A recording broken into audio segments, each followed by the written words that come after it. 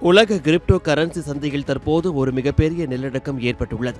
Bitcoin விலை சுமார் 235 billion dollar, அதாவது இந்திய மதிப்பில் சுமார் 20 லட்சம் கோடி ரூபாய் அளவிற்கு ஒரே வாரத்தில் சரிந்திருப்பது ஒட்டுமொத்த முதலீட்டாளர்களையும் அதிர்ச்சியில் ஆழ்த்தியுள்ளது.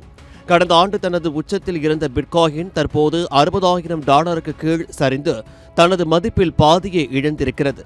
பிட்காயின் விலை உயர்ந்தால் ஒட்டுமொத்த கிரிப்டோ உலகமே கொண்டாடும், அது சரிந்தால் தொழில்கள் முடங்கும் என்ற நிலை இதுவரை இருந்தது.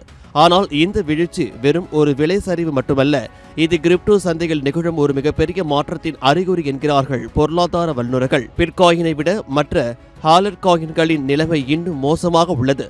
2021இல் 430 பில்லியன் டாலராக இருந்த இவைகளின் சந்தை மதிப்பு தற்போது வெறும் 170 பில்லியன் டாலராக சுருங்கி உள்ளது. சந்தையில் கோடிக்கணக்கான புதிய டோக்கன்கள் உருவாக்கப்பட்டாலும் அதில் வெறும் 1700 டோக்கன்கள் மட்டுமே தற்போது சொல்லிக் கொள்ளும்படியான வர்த்தகத்தை கொண்டுள்ளன.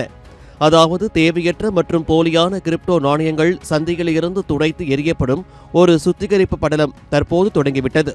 முதலீட்டாளர்கள் வெறும் ஊக்கத்தின் அடிப்படையில் பணம் போடுவதை தவிர்த்து நிஜமான மதிப்பு கொண்ட தொழில்நுட்பங்களை நோக்கி நகர தொடங்கியுள்ளனர். விசித்திரமான விஷயம் என்னவென்றால், கிரிப்டோ காயின்களின் விலை சரிந்து கொண்டு இருந்தாலும் அதன் பின்னணியில் உள்ள தொழில்நுட்ப தளம் முன் எப்போதும் இல்லாத வேகத்தில் வளர்ந்து வருகிறது.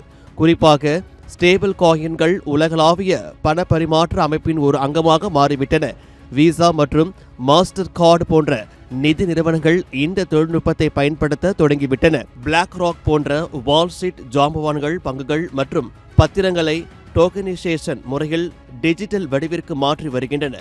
ஏற்கனவே 30 பில்லியன் டாலர் மதிப்புள்ள நிஜ உலக சொத்துக்கள் இவ்வாறு டிஜிட்டல் மயமாக்கப்பட்டு இருப்பது கிரிப்டோ சந்தையின் முதிர்ச்சியை காட்டுகிறது.